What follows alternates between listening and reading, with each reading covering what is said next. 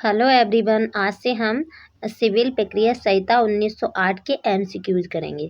तो एक एक करके हम इम्पोर्टेंट एमसीक्यूज करते हैं। तो पहला एमसीक्यू कहता है इस अधिनियम का संक्षिप्त नाम है। तो ये अधिनियम है जिसे हम पढ़ रहे हैं, उसका नाम क्या है? तो इसका नाम है सिविल प्रक्रिया संहिता 1908।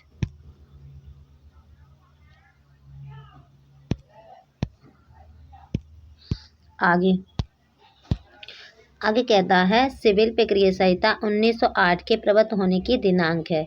मतलब जो सीपीसी बना था वो कब से लागू हो गया था? तो वो 1 जनवरी 1909 को लागू हुआ था। 1908 में बन गया था और 1 जनवरी 1909 को वो लागू हो गया था इंडिया में। अब आ जाते हैं सिविल प्रक्रिया संहिता में कुल कितनी धाराएं और कितने आदेश हैं। मतलब ये पूछ रहा है कितने सेक्शन दे रखे हैं और कितने ऑर्डर दे रखे हैं। तो 158 इसमें सेक्शन है और 51 इसमें ऑर्डर दे रखे हैं। तो 158 सेक्शन और 51 ऑर्डर हैं।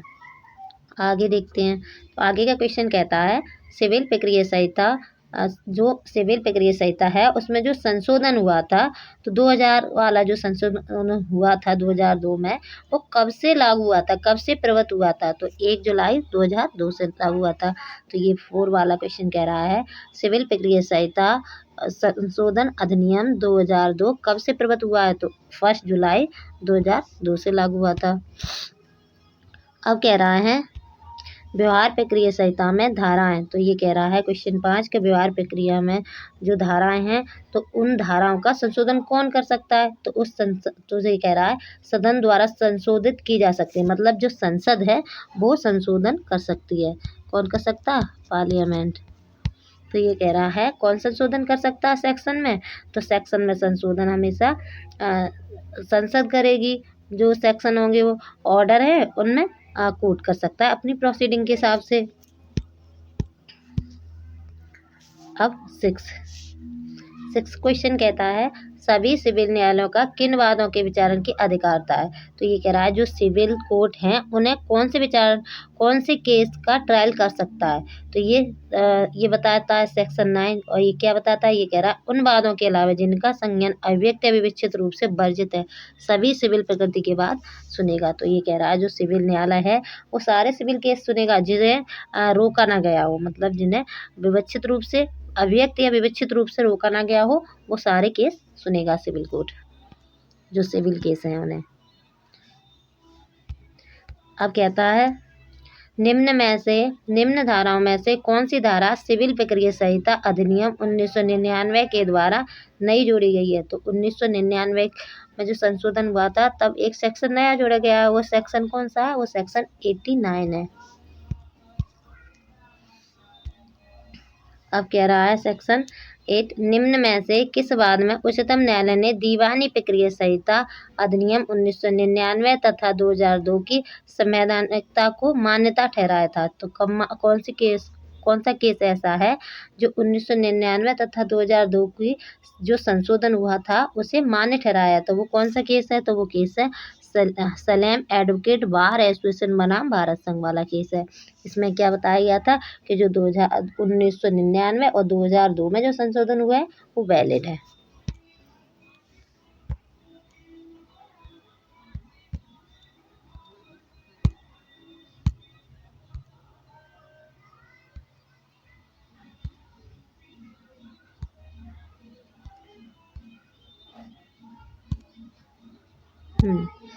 अब आ जाते हैं आगे क्वेश्चन पे।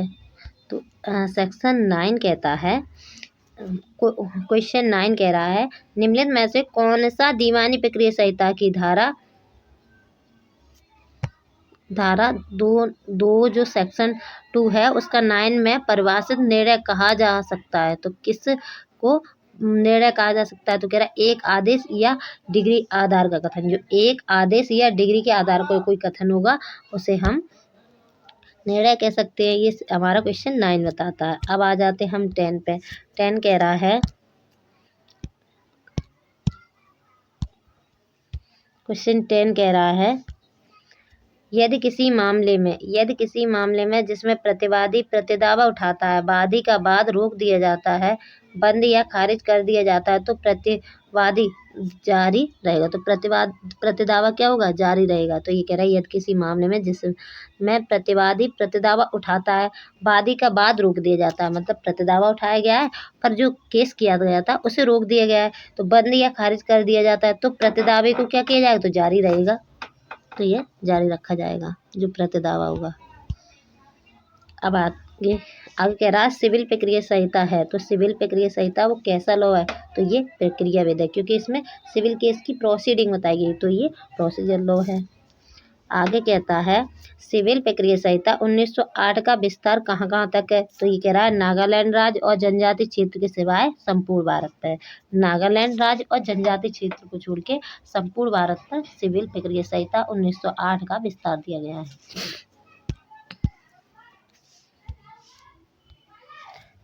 13 डिग्री परिभाषित है, तो डिग्री की परिभाषा कहाँ दी गई है? तो सेक्शन जो 2 है उसके क्लॉज 2 में दे रखी है डिग्री की परिभाषा।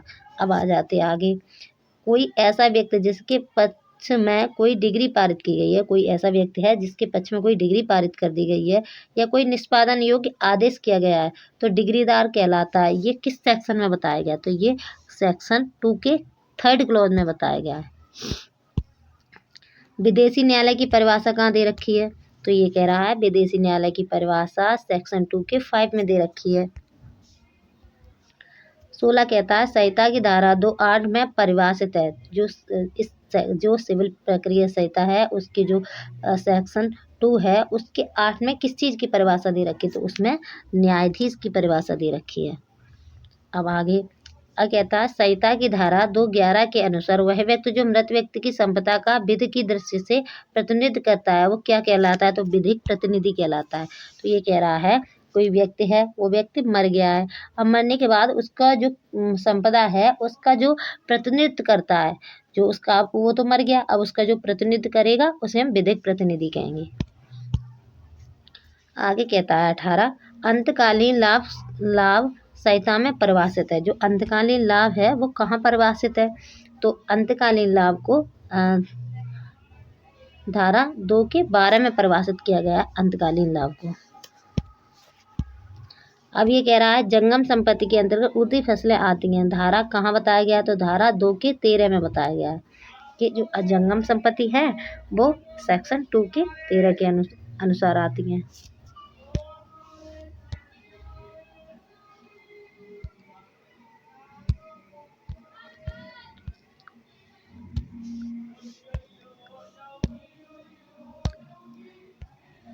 अब आ जाता है क्वेश्चन 20 कह रहा है संहिता की किस धारा में आदेश परिभाषित किया गया है?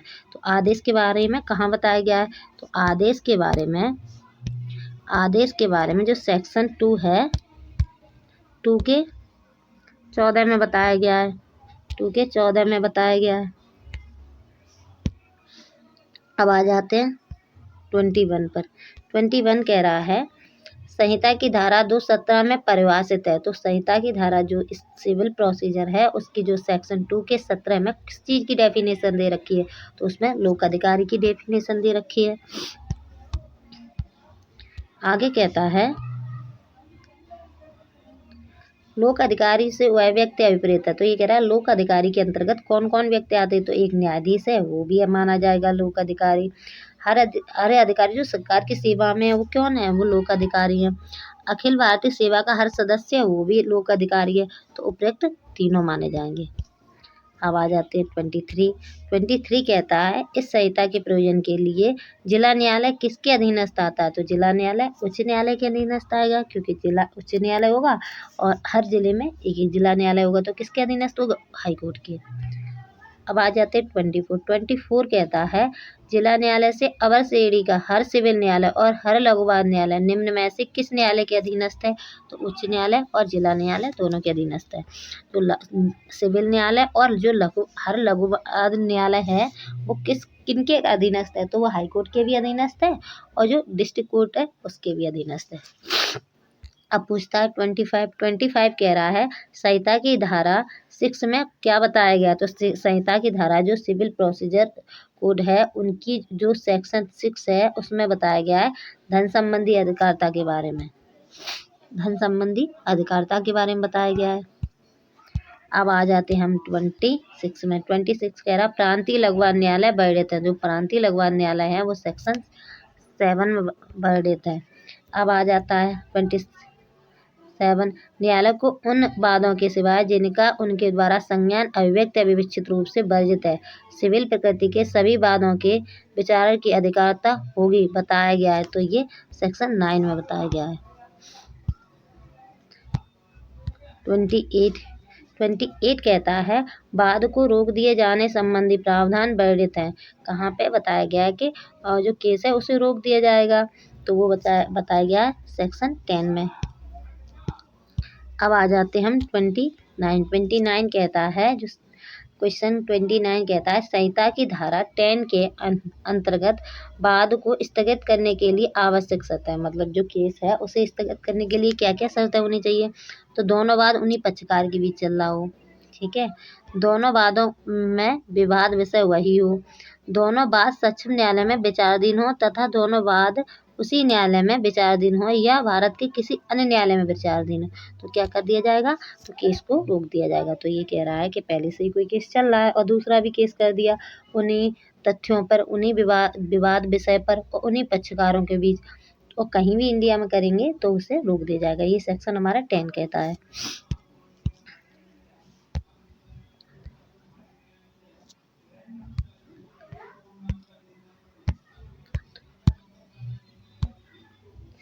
अब आगे क्वेश्चन कह रहा है क्या विदेशी न्यायालय, क्वेश्चन 30 है, वो कह रहा है क्या विदेशी न्यायालय में किसी वाद का लंबित होना उसी वाद हेतु पर आधारित किसी वाद का विचारण करने से भारत के न्यायालयों को प्रवर्तित करता है, तो नहीं करता। तो ये कह रहा है कि अगर कोई भारत में केस चल रहा है तो विदेशी न्यायालय को वो रोकता है, तो वो कह रहा है नहीं रोकता। मतलब ये कह रहा है कि अगर कोई विदेशी न्यायालय में किसी बात कोई केस है जो फॉरेन कंट्री में चल रहा है, तो इसका मतलब ये है कि वो इंडिया में केस रोक दिया जाएगा, तो नहीं। अगर अदर कंट्री में चल रहा है वहाँ भी चलता रहेंगे, और अगर चाहो तो आप इंडिया में भी फाइल कर सकते हैं।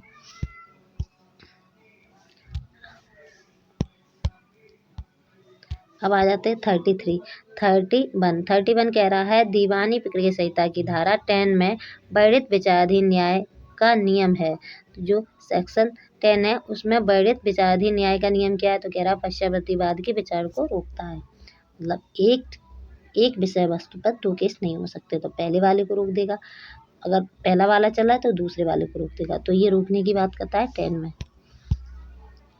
अब 32 कहता है संहिता में पूर्व न्याय प्राण न्याय परिभाषित है। प्राण न्याय कहाँ परिभाषित है, तो प्राण न्याय के बारे में सेक्शन 11 बताता है।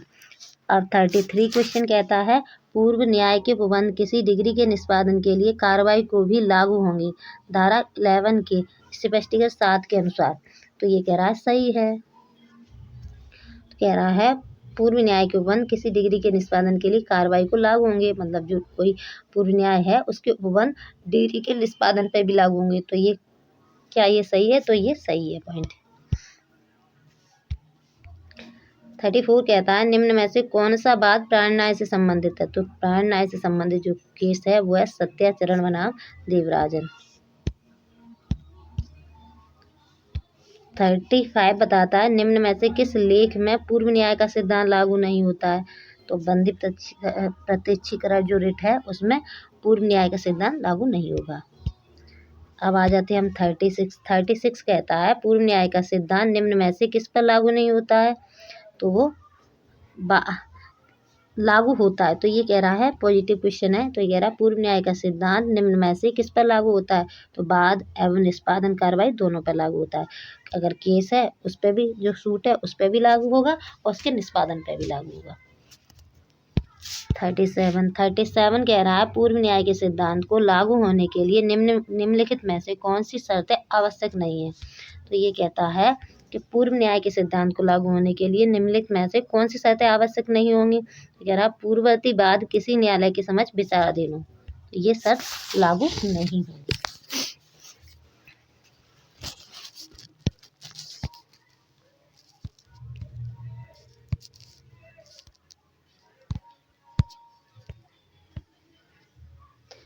अब 38 कहता है प्राणन्याय का नियम निम्न में से किस सिद्धांत पर आधारित है? जो प्राणन्याय है उससे संबंधित कोई नियम है तो वो किस सिद्धांत पर लागू होता है, आधारित है? तो कह रहा है किसी को एक ही बात हेतु के लिए 2 बार परेशान नहीं किया जाएगा। मतलब अगर किसी व्यक्ति को एक बार केस के लिए दंड दिया जा सका है तो उसे दोबारा परेशान नहीं किया जाएगा।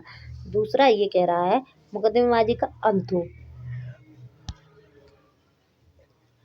तो ये दोनों सिद्धांतों पर लागू है। तो ये क्या चाहता है, तो ये दोनों पॉइंटों पर लागू होता है। अब आगे क्वेश्चन देखते हैं 39 कहता है संहिता की धारा 11 के स्पष्टीकरण में से किसमें आणविक प्राणन्याय प्रदत्त किया गया है? तो जो सेक्शन 11 है उसमें कौन से क्लॉज में, कौन से स्पष्टीकरण में प्राणन्याय के बारे में परिभाषा दी गई है? तो वो दी गई है स्पष्टीकरण 4 में। अब आ जाते आगे। संहिता की धारा 11 में कुल कितने स्पष्टीकरण दे रखे? तो स्पष्टीकरण दे रखे 8। अब क्वेश्चन आ जाता है 41 कह रहा है पूर्ववर्ती वाद ऐसे वाद का घोतक है। पूर्ववर्ती वाद ऐसे वाद का घोतक है जो प्रश्नगत वाद के पूर्व ही विनिश्चित किया जा चुका है, चाहे वह उससे पूर्व संसिद्ध किया गया हो या नहीं बताया गया हो। पूर्व संसिद्ध किया गया हो या नहीं बताया गया हो। तो कहाँ है? तो कह रहा संहिता की धारा 11 के स्पष्टीकरण 1 में है। तो कह रहा पूर्ववर्ती वाद ऐसे वाद का घोतक है जो प्रश्नगत वाद के पूर्व ही विनिश्चित हो चुका। मतलब कोई ऐसा केस है पूर्ववर्ती वाद में, वो केस आता है जिसका ट्रायल पहले ही चल चुका है और वो डिसाइड भी हो चुका है। तो ये पूर्ववर्ती विनिश्चित किया जा चुका है, मतलब पहले ही डिसाइड हो चुका है, तो उसके बारे में बताता है। तो वो कौन सा 11 का कौन सा स्पष्टीकरण बताता है? तो 1 बताता है पूर्ववर्ती वाद के बारे में। अब 42 बता रहा है। 42 कह रहा है प्राणन्याय पूर्व न्याय का सिद्धांत दाने प्रक्रिया को लागू है, उपरोक्त कथन है सत्य है। तो जो कह रहा है जो रेस जस्टिस का जो नियम सिद्धांत है वो क्या क्रिमिनल लॉ पे भी लागू है? तो हाँ, क्रिमिनल लॉ पे भी लागू होता है। आ जाते हैं हम 43 कह रहा है क्या कोई विवादक जो सीमित अधिकारता वाले किसी सक्षम न्यायालय द्वारा सुना गया है, सीमित अधिकारता वाले सक्षम न्यायालय द्वारा सुना गया है और अंतिम रूप से विनिश्चित किया जा चुका है किसी पश्चावर्ती वाद जिसका विचारण करने के लिए पूर्वोक्त न्यायालय सक्षम नहीं था, पूर्व न्याय में प्रवृत्त होगा? हाँ, होगा। तो ये कह रहा है अगर कोई सक्षम न्यायालय द्वारा कोई केस सुना गया है और फिर दोबारा से आप केस करना चाहते हैं उसी विवाद विषय पर उन्हीं पार्टियों के बीच, तो वो अपूर्व न्याय का नियम लगेगा। तो ये कह रहा है हाँ लगेगा या नहीं लगेगा? तो ये कह रहा है हाँ लगेगा। 44 कह रहा है अतिरिक्त वाद के वर्जन के संबंध में संहिता की किस धारा में बताया गया है? तो अतिरिक्त वाद का वर्जन मतलब एक केस ही कोई अपराध हुआ उस पर एक ही केस कर सकते हैं। तो ये कहता है अतिरिक्त वाद का वर्जन और बहुत सारे, जैसे यहाँ भी कर दिया, उस वाले कोर्ट में भी कर दिया, उस वाले कोर्ट में भी, इसके लिए रोकता है। तो वो कौन सा सेक्शन कहता है? सेक्शन 12 कहता है। अतिरिक्त वाद के वर्जन के लिए सेक्शन 12 बताता है। अब आ जाते हैं 45 कह रहा है निम्न में से कौन सा वाद पूर्व न्याय पर नहीं है? कौन सा केस है जो पूर्व न्याय पर नहीं है? तो वो है छज्जूराम बनाम नीकीराम। ये सारे पूर्व न्याय पर संबंधित है। अब आ जाते हैं हम 46 कह रहा है संहिता की धारा 13 के अनुसार निम्न में से किस परिस्थिति में विदेशी निर्णय निश्चायक नहीं होता? इस संहिता की धारा 13 के अनुसार निम्न में से किस परिस्थिति में विदेशी निर्णय निश्चायक नहीं होगा? कब निश्चायक नहीं माने जाएंगे जो विदेशी निर्णय है? तो कह रहा है सक्षम अधिकारता वाले न्यायालय द्वारा नहीं सुना गया हो तो फिर हम विदेशी निर्णय सक्षम नहीं मानेंगे। दूसरा कह रहा हुआ है मामले के गुणागुण के आधार पर नहीं दिया गया हो या कपड़ द्वारा दिया गया हो तो हम फिर उसे विदेशी निर्णय का निश्चायक नहीं मानेंगे। फिर 3rd पॉइंट कह रहा है वे कार्रवाई जिनमें निर्णय अप्राप्त किया गया है नैतिक न्याय के विरुद्ध, मतलब जो प्राकृतिक नियम है उसके विरुद्ध है, तो फिर क्या वो नैतिक न्याय के विरुद्ध है तो भी हम उसे निश्चायक नहीं मानेंगे। तो ये आ जाएगा इसमें डी।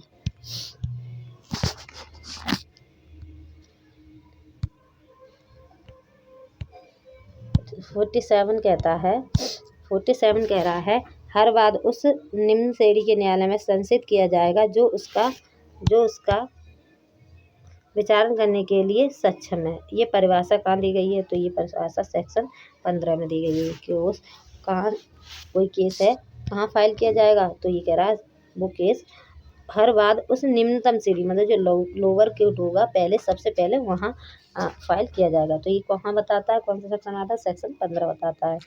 अब आ जाते हैं हम आगे। स्थावर संपत्ति के लिए विभाजन का बाद उस न्यायालय में संचित होगा, कौन से न्यायालय में संचित होगा, ये कौन सा सेक्शन बताता है, ये सेक्शन 16 बताता है। और कहाँ संचित होगा, तो ये साफ इसमें बताता है विषय वस्तु स्थित है वहाँ संचित होगा। तो ये कह रहा है 48 क्वेश्चन, इसे स्थावर संपत्ति के विभाजन से संबंधित कोई बात है तो वो कहाँ फाइल किया जाएगा, तो वो वहाँ फाइल किया जाएगा जहाँ वो प्रॉपर्टी है, जो वो विषय वस्तु जिस पे केस चल रहा है वो विषय वस्तु है जिस क्षेत्र में, वहीं के न्यायालय में किया जाएगा। अब आ जाते हैं हम 49। ये कह रहा है निम्नलिखित में से कौन सा स्थावर संपत्ति संबंधी वाद नहीं है, कौन सा वाद ऐसा है जो संपत्ति जो स्थावर संपत्ति है उससे संबंधित नहीं है। तो कह रहा है स्थावर संपत्ति के प्रदुद्रीकरण के लिए बात ये है, स्थावर संपत्ति के विभाजन का बाद ये भी है, बंधक ग्रस्त संपत्ति के मोचन के लिए बात ये भी क्या है, स्थावर संपत्ति से संबंधित बात है। पर क्वेश्चन क्या कह रहा है, क्वेश्चन ये कह रहा है कौन सा ऐसा केस नहीं है जो स्थावर संपत्ति से संबंधित वाद नहीं है, तो वो स्थावर संपत्ति से संबंधित भाटक का वाद ये नहीं है संपत्ति से संबंधित, क्योंकि ये किराए से संबंधित है, प्रॉपर्टी से संबंधित तो है नहीं।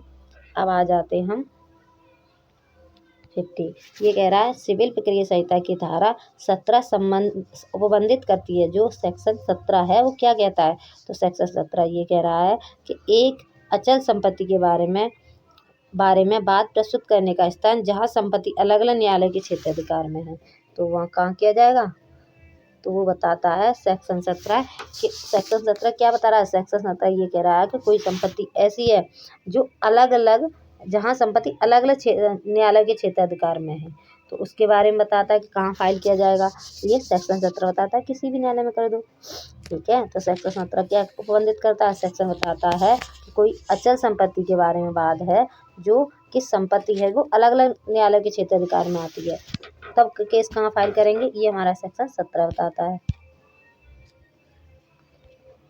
51 बता रहा है संहिता की धारा 17 के अनुसार विभिन्न न्यायालयों की अधिकारिता के भीतर स्थित स्थावर संपत्ति के लिए बाद ऐसे न्यायालय में संचित किया जा सकेगा जहाँ जिस न्यायालय की अधिकारिता की स्थानीय सीमाओं के भीतर संपत्ति का कोई भाग स्थित है। कहाँ कर सकते हैं, अगर 17 ये कहता है कि कोई संपत्ति ऐसी है जो कई न्यायालयों के क्षेत्राधिकार में आती है, तो आप कहाँ पे केस फाइल करेंगे, तो किसी भी न्यायालय में आप कर सकते हैं जहाँ संपत्ति का कोई भाग स्थित हो। अब आ जाते हम 52 कह रहा है जहाँ न्यायालय की अधिकारिता की स्थानीय सीमाएं अनिश्चित है, जहाँ न्यायालय की अधिकारिता की सीमाएं अनिश्चित हैं वहाँ बात संचित करने का स्थान संहिता की किस धारा से निर्धारित होगा, तो ये सेक्शन कह रहा है, ये सेक्शन 18 बताता है। तो ये कह रहा है जहाँ न्यायालय की अधिकारिता की स्थानीय सीमाएं अनिश्चित है, मतलब कोई प्रॉपर्टी है उसकी सीमाएं अनिश्चित है, कोई न्यायालय उसकी सीमा ही नहीं निश्चित कि इस प्रॉपर्टी पे किस न्यायालय की सीमा लगेगी, वहाँ बात संचित करने का स्थान संहिता की किस धारा में बताया गया, तो सेक्शन 18 बताता है कि आप किसी भी न्यायालय में कर सकते हैं। कौन सा न्यायालय बताएगा, कौन सा सेक्शन बताएगा, 18 बताएगा। कब बताएगा, तो ये कह रहा है कोई न्यायालय है उसकी सीमाएं अनिश्चित है, मतलब जहाँ न्यायालय की अधिकारिता की स्थानीय सीमा अनिश्चित है, पता ही नहीं चल रहा कि ये प्रॉपर्टी पे कौन सी न्यायालय की सीमा लग रही है, तो इसके बारे में केस कहाँ फाइल करेंगे, ये कौन सा सेक्शन बताता है, तो ये सेक्शन 18 बताएगा। अब आ जाते हम 53 पर। 53 कह रहा है शरीर या जंगम संपत्ति के प्रति किए गए दोषों के लिए प्रतिकर के लिए बाद से संबंधित उपबंध संहिता की किस धारा में उल्लिखित है, तो ये बताता है हमारा सेक्शन 19। सेक्शन 19 बताता है शरीर या जंगम संपत्ति के प्रति किए गए दोषों के प्रतिकर के लिए बाद, तो वो कहाँ फाइल करेंगे, कैसे करेंगे, तो ये हमारा सेक्शन 19 बताता है। हमने कर लिए 53 तक कर लिए थे, आगे के क्वेश्चन आगे की वीडियो में करेंगे। Thank you.